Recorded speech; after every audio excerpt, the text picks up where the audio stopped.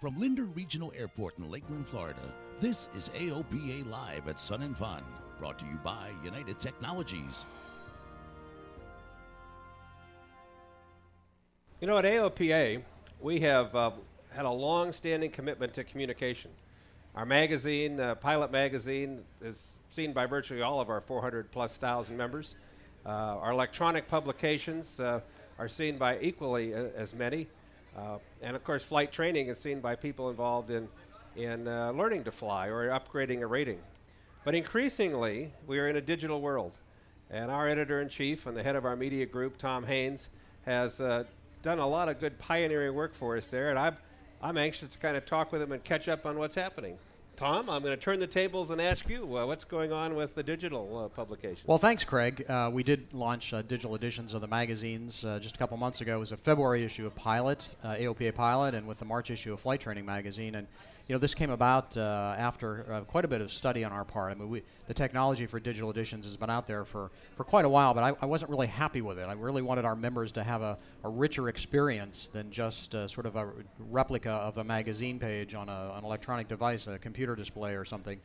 So we really waited till we found what we think was the right partner with the right technology, and we also, to the point where from a media standpoint at AOPA, we were prepared to support the digital editions with video and audio and a lot of other things that really makes digital edition a much richer experience. So we finally felt we were to that point late last year, and so we made the decision and went ahead and launched, like I said, early this year with the 2 editions. So of course, meanwhile, a lot has happened. You know, the iPad came out last year, and it's really changed the landscape, and all these other tablet computers are coming out. So now, from a digital magazine standpoint, people not just looking at them on a computer or a desktop computer or their laptop, they're wanting to use mobile devices. And so the system that we have is currently is available on most of the platforms, and it does play on an iPad, but it's not really an optimized iPad app yet. And so we've been working on that, and what I'd like to demonstrate today is sort of a quick look at a demo version of the iPad app that we're going to be rolling out for members in a few months. One of the challenges has been particularly recently is the way that Apple has changed the ground rules for publishers and how it is that publishers can present information through an app, and what the sort of business model is from an Apple standpoint of what they collect as part of any transaction that occurs. So we and every other publisher is still trying to sort that out. But meanwhile, the app looks great, and as soon as we can get all those details worked out, we'll roll this thing out. But so looking at it on an iPad here, you know, this is the April issue, and when it comes up, there's a lot of things you can do. I mean, first of all, you can swipe it like we've all come to expect on an iPad. And so when, let's say we get to the table of contents here, you like with an iPad, you can zoom right in, and here's one that happens to have multimedia associated with it, so we can jump right to that story, directly from about anywhere. And then if we want to see multimedia, we got this little arrow down here that indicates that there's multimedia. So I can push that, and with any luck, we'll get a viewer come up. I not only like that feature. Hi, I'm Jill Tolman. There we go. This is my challenge, helicopters. So I don't know whether we're getting the audio over the system or not, but we can hear it on the iPad. I think it's great because so many of our stories now have a print version, have an electronic version, have a video version, if you will, and it's all right there in one place. Yeah, it really makes it convenient for people who travel a lot, and the magazine maybe doesn't catch up with them because of their schedule. And so mail isn't something that's very convenient for them. This is emailed directly to them, and they can pick it up from anywhere. You can download it, so you can use all of this offline if that's convenient for you.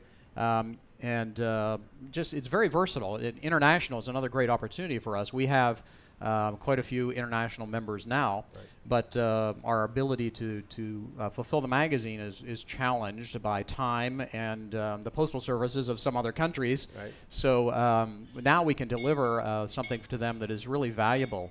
They get all the content, they get the multimedia mixed in with it, and that sort of thing. So like so many people, I think I'm frankly carrying an iPad into the cockpit every time I fly. Not to suggest I'm reading the magazine while I'm flying, but it's a device I have with me all the time. So this makes it very convenient to catch up on what's in the magazine as I'm traveling. It really does, and that's how a lot of people are using it. The multimedia then brings a whole dimension to it that's just not feasible in any other way. For example, this is a piece that's in the April issue about cameras, in-flight cameras, and you could write a magazine story about what an in-flight camera is like, and how you can use it and that sort of thing. But the ability to demonstrate via video the different capabilities of all three of the cameras that we happen to show, the size, give you a perspective of how they might be hooked up in the cockpit, and that sort of thing, just doesn't lend itself very well to the printed page. So this is an opportunity to really kind of blow out the information and give people a really good showing of what it's capable of. We also have built in audio files like our Never Agains, which are the most popular page in the magazine. Members can access a unique additional Never Again every month via audio file, so they can hear that read to them and hear a little more drama infused into it. That's great. That sort of thing. We can do polls and surveys and quizzes and that sort of thing. So I guess our advertisers like it because if I see a product and there's a link, I can now go right to their website and learn more about that product, or maybe even go right to a place where I could order the product. Sure, if that's the link that they choose to put in their ad. Another great feature is that all the links in the magazine, whether they're in ads or in the editorial part of the magazine or wherever, are always right there and clickable, so it's very convenient to go and look up additional resources related to a subject or a product or anything like that. So we're really excited about it, a lot of opportunity. They're out there now. Members can switch to a digital edition for no extra several cost. thousand have, I believe, right? We have about 7,000 members who have already, just in the last, whatever it's been, 6 weeks or so, have made the switch in one way or another. They've either decided that they don't want the print magazine anymore and they want just digital, and we're happy to do that.